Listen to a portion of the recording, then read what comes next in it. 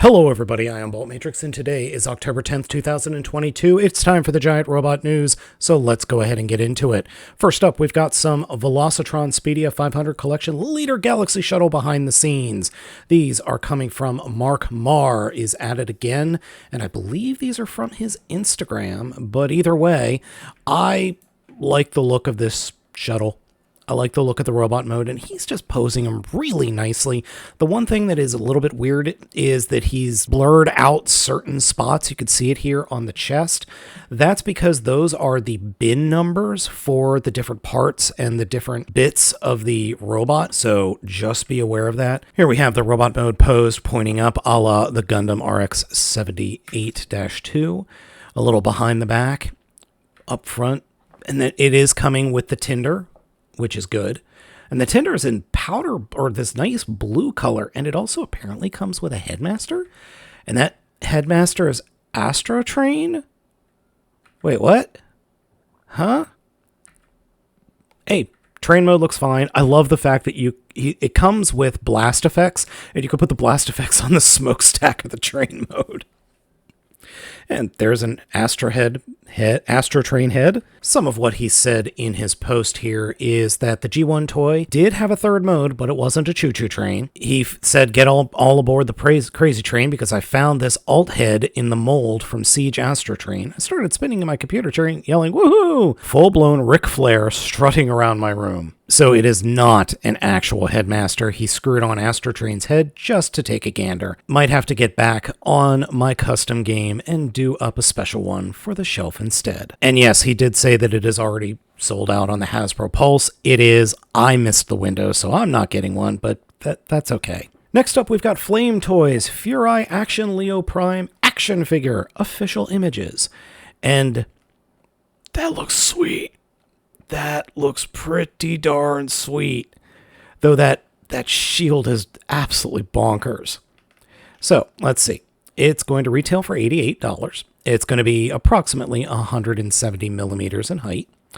Fully painted, finished product, include die cast for solidity and solidity and heaviness. Man, I can't speak today. Includes around 60 articulated positions, superposable. Include a base for supporting the figure during posing. Cloak is included. It has a deformable wire for different shapes, which is good. I could see the stitching there for the wires on the sides.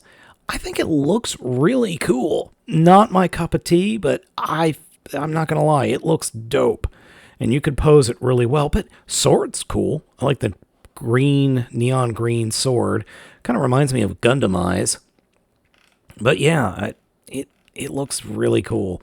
So if you're into posable action figure Transformers, you might want to consider picking this one up. It looks like it's going to be a goodie. Oh, and I forgot they had the action figure of Optimus Primal. Oh, I forgot about that one. Those together look really good. Dr. Wu has created a little monster, Revenge of the Fallen Wheelie color prototype images. So, yeah, they went and made this little sack of poo. I hate this figure. No, I'm sorry. I don't hate the toy. I hate the character. I think it was a useless character in the movies, and it doesn't deserve a good toy.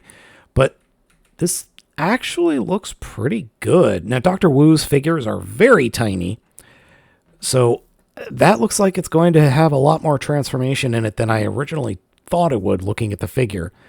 But we haven't seen it from the back because it looks like a good chunk of the alt mode is right there in its core. So, and by core, I mean in the front or in his like torso. I don't know. This could be a really cool little figure, and I just realized it's got translucent plastic. The entire figure is made of translucent plastic, I think. I do not like that. I don't know. I doubt I'd pick this up. I hate this character. But that also means that we're probably going to get a core class version of this character next year, because I've been noticing that when the third parties, especially things like Dr. Wu and New Age and Magic Square, when they release a set of figures or when they announce, it's normally a year or so from when Hasbro releases their version of the same character. Next, let's talk about MPG. And this is a video that Takara released for MPG-03 Yukikaze and MPG-04 Suiken, a promotional video specifically. Now, something that's interesting is apparently, according to the video, it looks like the head of Raiden is coming with Yukikaze. Or at least that's the way I interpreted it. I might be wrong on that because it might also be coming with Suiken. So I don't know for sure, but it's definitely a separate piece. The head is, at least. And that's very similar to the original toy set. The head was a separate piece that came with Kayan. I can't argue with the way the robot modes look. They look great, and the train modes look great. I am a bit worried about the plastic on both of these figures, and I'll show you why in just a second. Posability is top-notch. Yukikaze, I think, is going to be the better of the two figures. It looks great. The leg mode is a little iffy, but I'm okay with it. And here it is. This is why I thought Yukikaze came with the head, because we've got Yukikaze lit up, and then we've got the head lit up. So I don't know for sure. But I think Yukikaze looks good. The head looks good. And then Suiken, the train mode looks absolutely fantastic. But I'm very worried about the robot mode, because in these images, it looks like the entire wings that are on the back of the shoulders and a good chunk of the legs are also made of clear plastic, which I'm really not keen on. Now, here's the limb mode, and a lot of this stuff moves. So these sections that my mouse is circling, they peg into, shoot, I can't remember the name of the original guy, the upper torso, that's where it pegs in, and then the shoulder, like this whole chunk back here that's the train, moves up and down, and then the elbow bends, but the elbow bend doesn't bend that much. It's like what we're seeing here is pretty much all that they showed off of the articulation for the elbows, which I'm like, wait, what? The elbows can only bend like 35 degrees? That's it? And then we have this giant chunk and bit that becomes essentially a wart on the outside of the foot. Now, the original figure, or the original G1 figure, had the entire gun section that came with the arms slide into the heels, and those became the heels. And they sat much farther back here at the ankles, not on the outside of the foot at like a giant wart. That looks god-awful.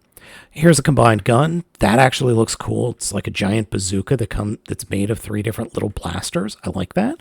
Here is the arm combined up. Now, they did some posability with it. And here, right here where my mouse is, and that's going to be hard to see, I'm sorry. That's as much as they showed the posability of the shoulder. It can only appears to only be able to move up that much. Which, I'm sorry, what? Huh? You can only pose that much? Are you freaking kidding me? We're going to have to wait and see. We really are. Because that's inexcusable. It really is. I'm not dropping any more money on this thing, if that's the case. And I realize that, no, you're not going to be posing this thing that much, but just from I don't like the look of the combined mode. It seems like the train and the robot modes were where all of the effort has gone into, and the combined mode is slightly an afterthought, which is a bummer.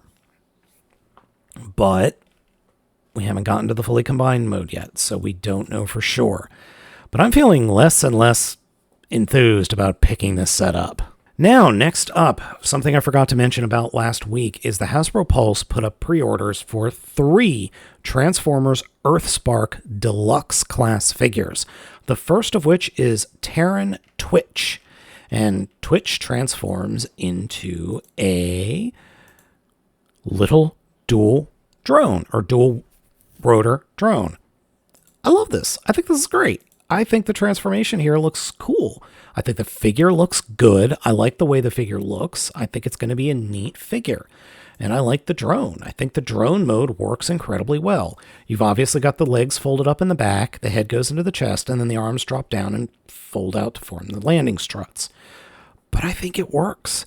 And in the show, or at least in a trailer we just saw, thanks to New York Comic Con, these clear bits that are in the back, the toy can't do it, but the figure can take them off and use them as swords. Neat. I think that's a really cool idea. Oh, and the gun is integral to the drone mode, unfortunately, because it's right there. It's right there. If you lose the gun, I have a feeling that the drone mode's going to be all messed up. All right, next one. We've got Megatron, Earthspark Deluxe Megatron. And he starts out as a good guy on the show. I love this. I love that it looks like he's running away from setting a poo on fire or something. Fusion cannon is big. That thing is huge. But the overall aesthetic of the robot mode works well. And I think the vehicle mode looks awesome.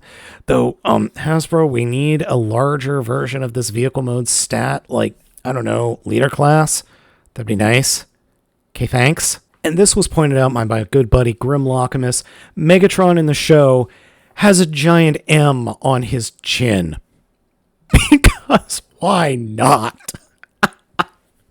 Oh, Earthspark, Earthrise, whatever. I'm going to confuse the two forever. Earthspark starts airing on November 11th on Paramount Plus. Or later that day on your favorite extra-legal torrent site. Lastly, we got Bumblebee. And I got to admit, I really like the look of this Bumblebee. It's an homage to the original character, because, I mean, that head sculpt is an homage to the original G1 Bumblebee. And overall, it works. Yeah, he's got a bunch of card junk hanging off his backpack, but it's all flat. I'm okay with this. I like it.